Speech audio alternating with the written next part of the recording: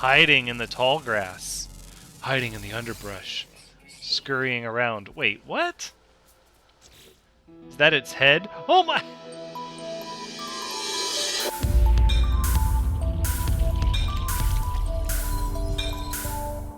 Hello everyone, Thranx is here, and welcome back to No Man's Sky, where we're about to acquire an exotic ship, just so we can scrap it. Isn't that wonderful? So I was trying to get a little bit of my sales done off camera, selling goods for units and nanites so we could get ready to explore, but then I heard the telltale noise of an exotic class ship. I don't think we're going to do any sort of exchanging. No. But yes, we are going to buy this ship and add it to our collection. Now, oh, that's a fun little fighter, the angular ones with the wings. But let's take a look. Ooh, I like the name, Final Vision.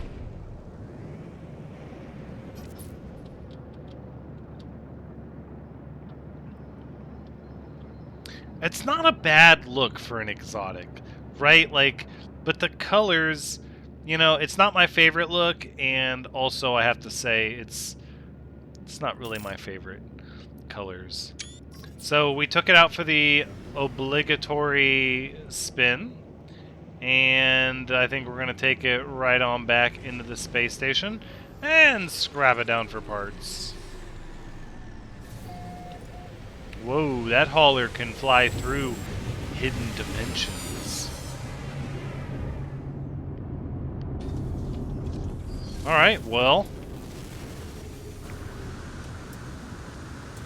let's see what we get. Hopefully we get the nanites needed for this thing to really push us into the 50,000 range. Let's claim that scrap and roll that beautiful bean footage. Let's do it. Boom. Pulse engine, hyperdrive, shield, all the things we absolutely hate to... it brought us our living ship back. You know what? We're not... This isn't going to put us over the realm of 50,000, and so I think we're just going to hold on to them. I think that's the appropriate answer. Oh, look at all that chlorine we've got.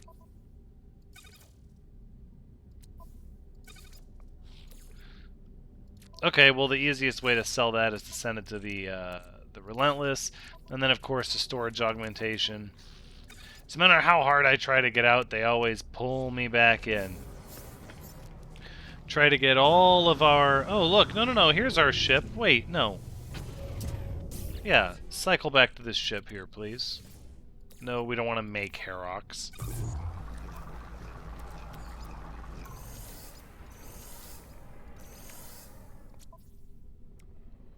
We do have the 3 S-Class warp drives, but not over here.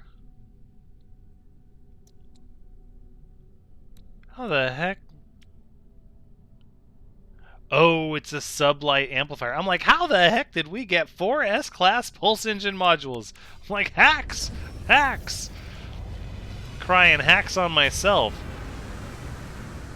No, let's sell these goods and get back to exploration.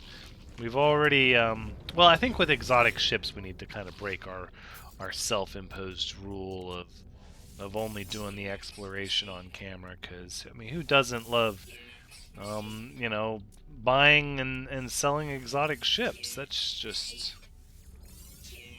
good times, right? Alright, so we've sold our stuff here, and then I think we will sell all that extra chlorine on the freighter, because we're not really using it all that much. Our pool is fairly clean, and it's 1.3 mil. I mean, a veritable drop in the bucket, but you know, we'll take it nonetheless. Wow, a lot of diversity in this space station. Korvax, Gek, and Vy'keen. But no, we don't want the Nightmare in space. We're gonna fly around our beautiful exploration ship just a little bit.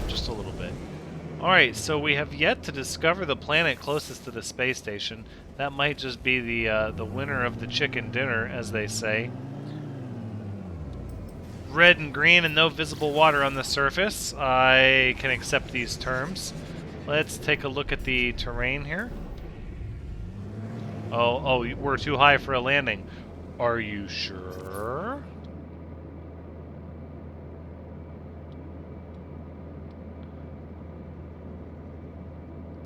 Kind of some neat colors in the sky here, but I think really what we're looking for is something a little more like this, maybe. We don't get a lot of shots in the atmosphere looking back up. All right, so we have some steeped mountains, some basins. The surface is looking very red and orange. Oh, with green trees. It's not a mountain at all. That's a plateau. Okay, so we've seen this terrain formation before. Sort of. It's got these mid-range plateaus sporadically placed, and then also some flat sort of depressions. I don't want to say this is a common terrain feature, but we've seen it more than a handful of times. It does make me wonder what sort of events bring about this geological shape. Although I will say the trees here are fairly close together. I don't know if I would call this a forest. Oh, but it's got tall grass. Humid weather.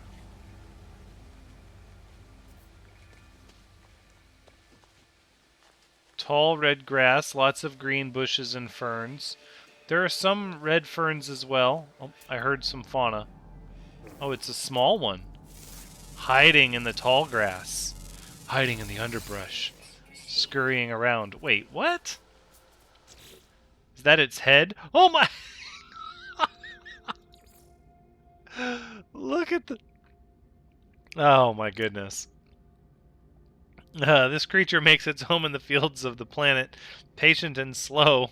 They nibble and graze in perpetuity as they loll across the plains. Their diet is varied, but they will gorge upon star bramble at any opportunity, and it's well insulated. I can't... This straight up makes me think of Beetlejuice, where they have that guy with the shrunken head. That's ridiculous. Oh, look at these rocks. Fairly interesting rocks, looking almost... Oh, it's a quartz core formed through coalescence. What do we have here? Birds? I'm hearing more creatures around me.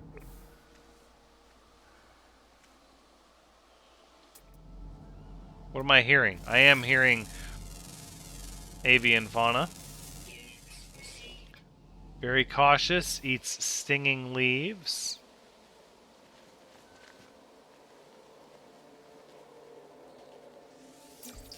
I'm not sure what to make of this planet yet. The bright... Oh, my goodness, we tripped on a rock. Sorry. Just stumbled on a rock. The bright red grass... I guess it's not bright. It's sort of like a burnt color. Well, no, there's... It's like more orange than red, really.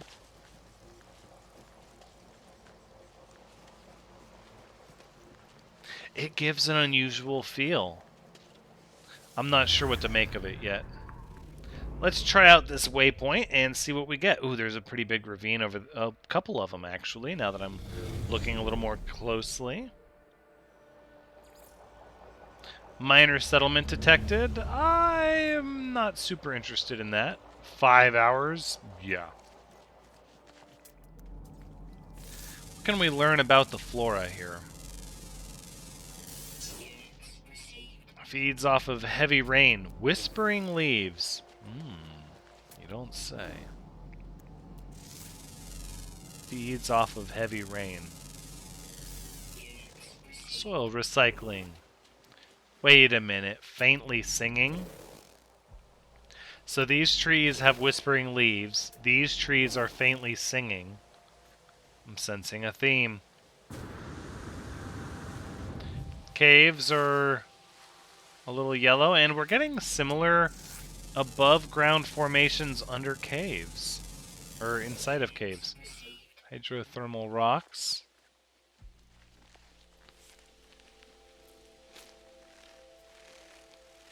There is something about the grass here that's... I can't put my finger on it. It's just... it's different, right? It's not necessarily good or bad. It's just like in your face different. Slow grazer. Fresh leaves. That's another creature with a miniature head. And how does the flying creature... that's fairly standard. This one's got quite the snout, actually. A little bit. They nibble and graze in perpetuity as they loll across the... okay, so they must be related to the other creature. Oh, here we go. Another species split apart from the previous one. This one a little more proportional, right? The temperate climate and frequent rainfall encourage the rapid evolution of new life forms. These are social animals and show great care in tending to their young and their sick, and their blood is highly toxic. Well, we haven't seen any predators yet, but there are still two creatures, one of them an underground creature. Is that the only requirement? Rare ground always active. Yep, rare underground always active.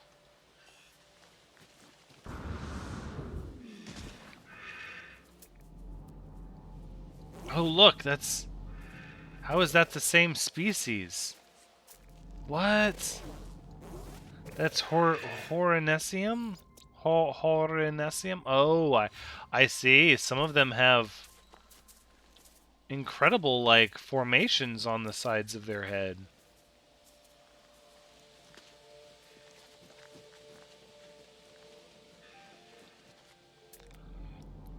I mean, this planet feels like it's verdant. Like, it feels like it has a lot of life and biodiversity.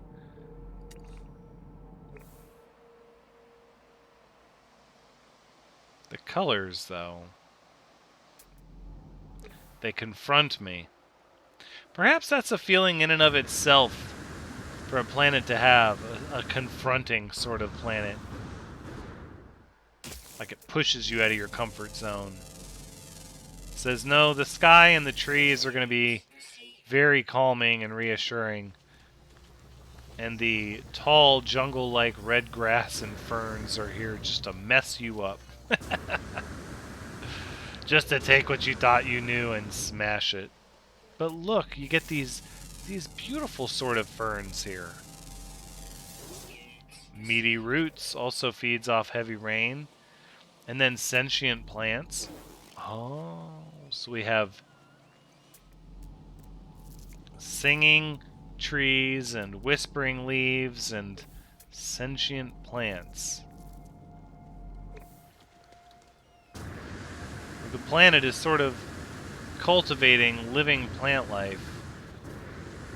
Almost so many evolutionary steps above typical plant life. We've seen this before.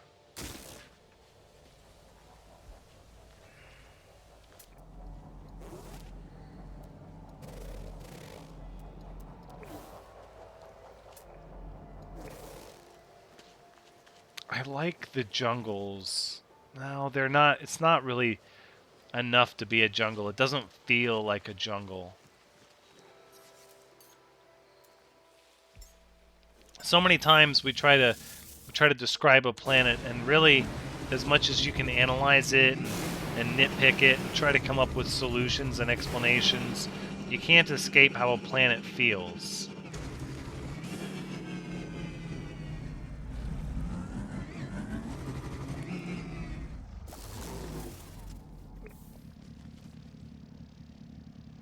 And this planet feels dry. I don't know if it's the fact that it doesn't have an ocean, or it's just that the terrain is got this reddish kind of hue, this red-orange hue.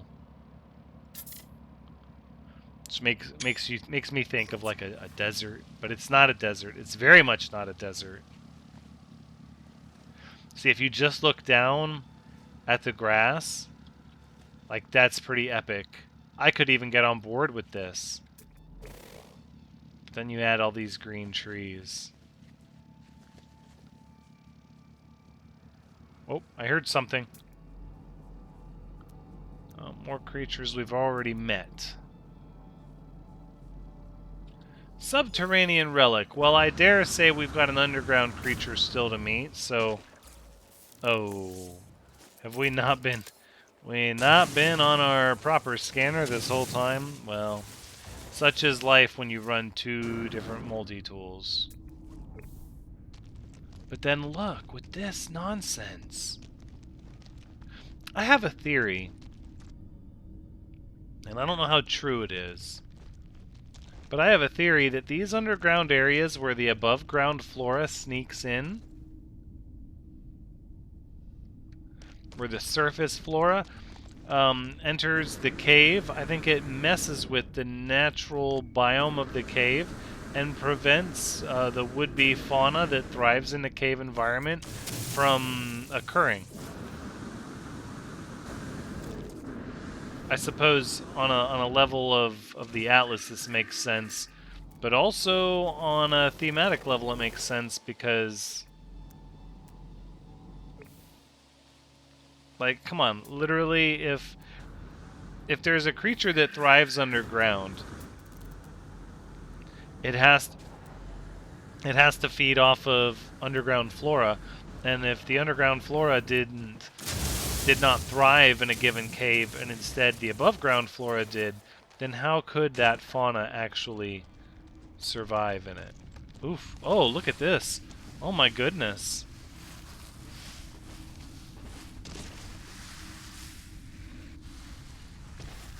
Oh, these caves are...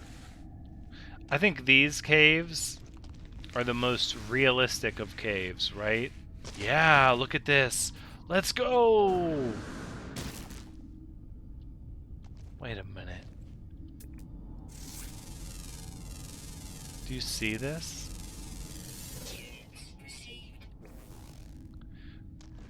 The reddish orange sort of grass, it occurs down here even without the above ground generation, but there's above ground generation right there.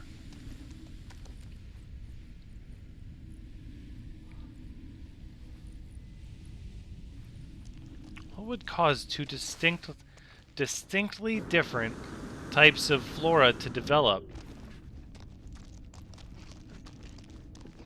Green and red. And it's not even like a traditional, like, green and red. It's a very particular, like, burnt orange, sort of orange-red, and then this pale yellow-green.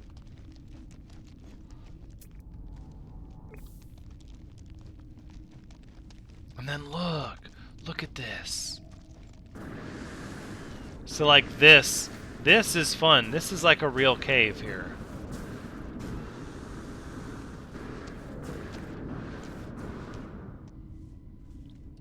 Maybe I'm just not... I feel like there's something really neat you could do with this. I just don't know what it would be. No, I don't want to fall down there. Oh, and it keeps going. So we must be kind of on a cliff, right? Up against either one of the plateaus or the depressions. This is such interesting generation.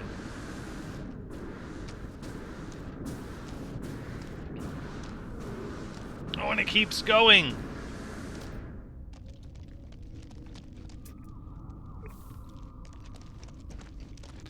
Until you get to trees.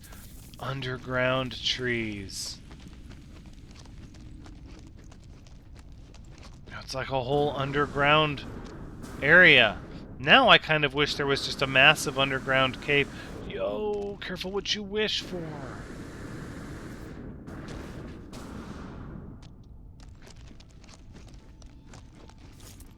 All right, let's take stock of where we are for a second. Oh, look at that.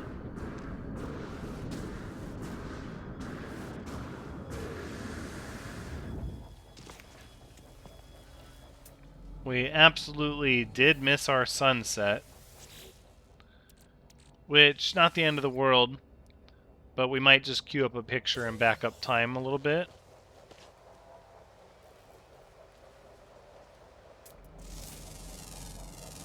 This is an interesting plant.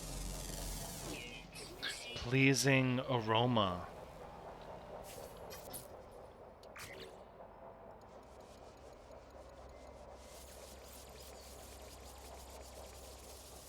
What do we get?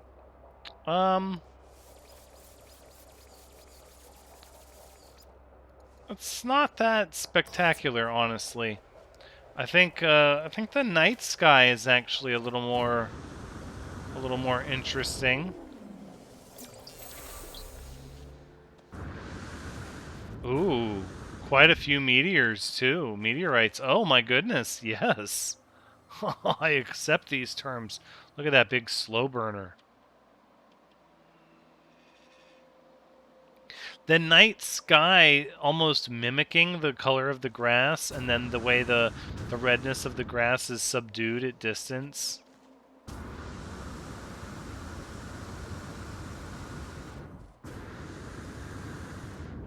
And then even the brightness of the trees is a look. That one looks a little more orange than green now. Until you get right up on it and shine your light on it. Look at the meteorites, though. Okay, they can't stop, won't stop.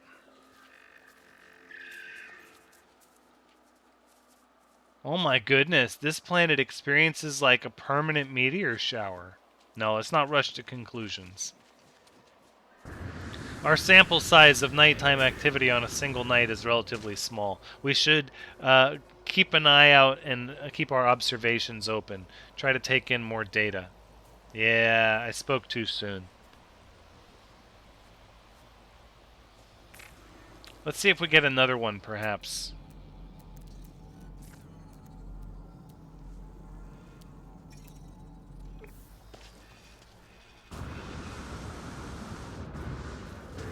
Boy, that would be really neat if we got another one pretty quickly. We have found planets where once the storm starts, the lightning doesn't stop. Because once the storm stops, the no, that's... Never mind. Nope. No. No copyright strikes. None of that now.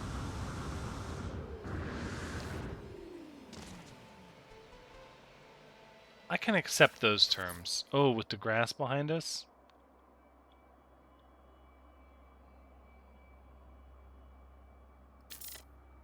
I don't know, there's something about that one that does it for me.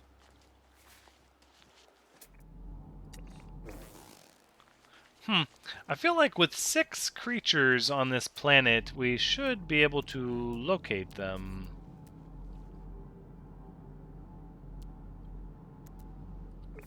Let's change our scenery, shall we?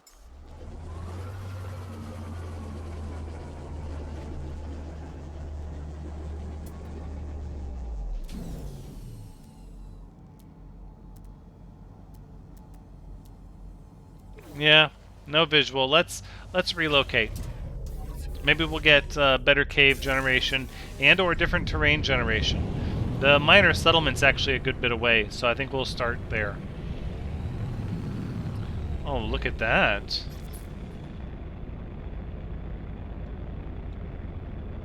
Hello, with the purples and the reds. Kind of a fan.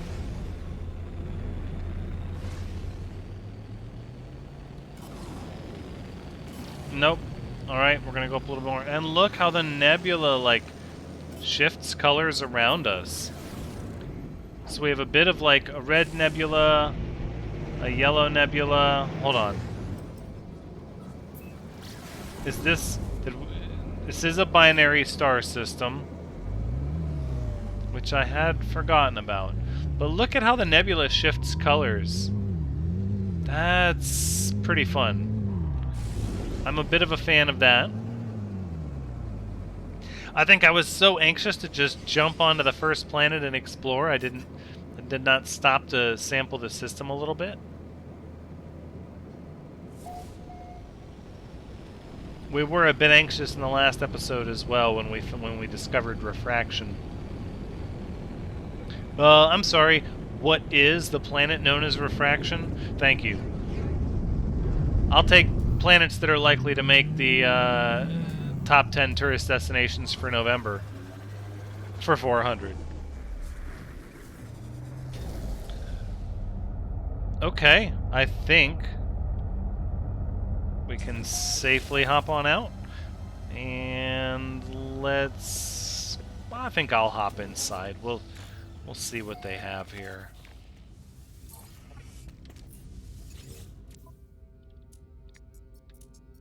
See, I don't want to spend too much time in here. It would be nice to get some tritium, but...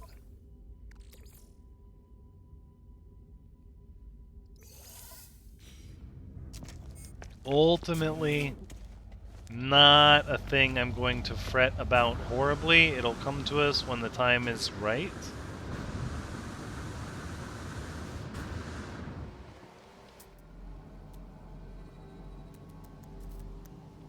So, scanners reveal no new fauna at this location. Terrain seems fairly straightforward. There's kind of a decided lack of trees over here. Oh, look, we're getting our second sunrise. No, these are different. These are a little different. These hills here.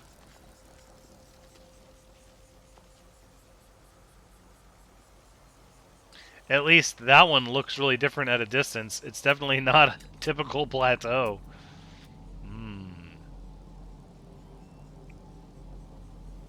I love the terrain sub-biomes that generate now. The Atlas is really outdoing itself.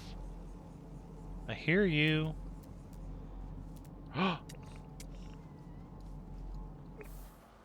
Tiny bitty creature.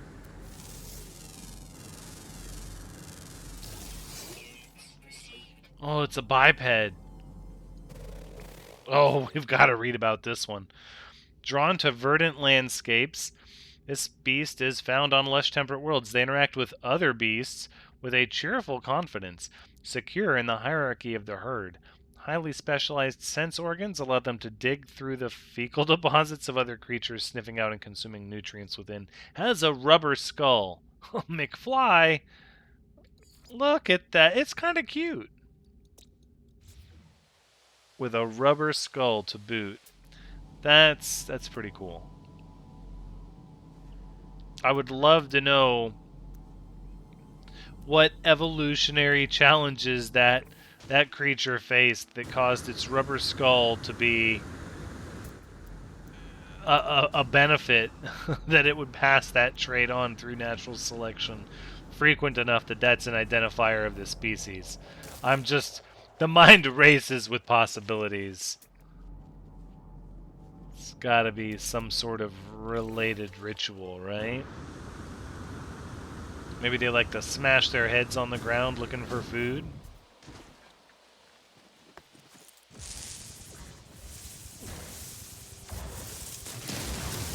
Alright, I guess we can't dig through the dihydrogen. Could we maybe please, potentially, get an underground creature? I feel like... Whoa!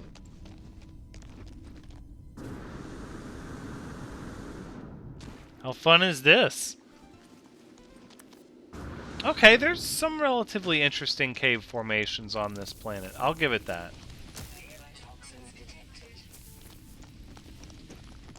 I think the real beauty happens in the night sky, though. I think the perfect world is where you have some construction that utilizes a cave and the surface.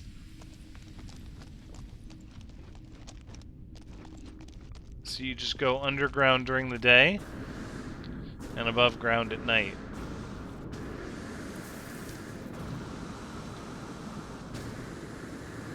In fact, I'm pretty solid on the idea that that's where you want to be. That is your best experience of this planet if you were going to build on it.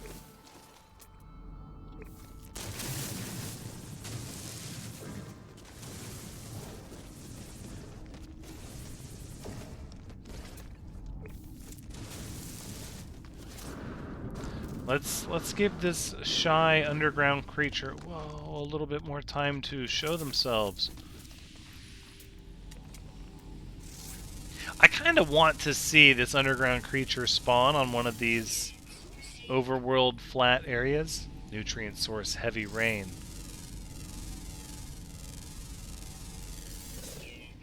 I'm seeing a lot of things that rely on heavy rain as a nutrient source. And I'm not seeing a lot of heavy rain here on the planet.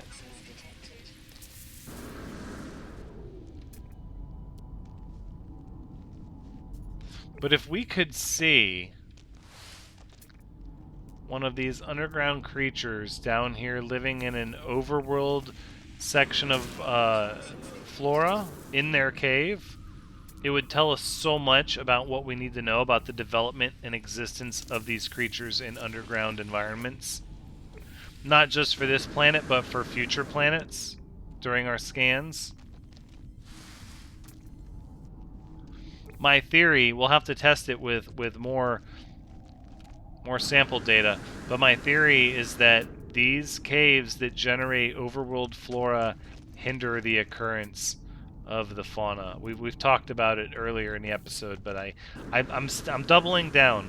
That's my hypothesis, and I'm willing to accept data to the contrary. However, that's where I stand currently. Let me know in the comments your experiences with that. If you know what I'm saying, you understand what I'm asking. Let me know. Have you seen an underground creature, a specifically underground creature, develop on overworld flora underground? Or have you too noticed that they seem to be more difficult to locate in said environment? I'm curious to see what your experiences are. Maybe through interaction we can get a larger sample size of data. That's where we're going to have to wrap it up for this one. Wow. Thank you so much for joining me. I do hope you've had a good time watching, because as always, I've had a good time playing. Definitely stay tuned. We're going to start compiling the list of the top 10 tourist planets for November soon. Until then, take care.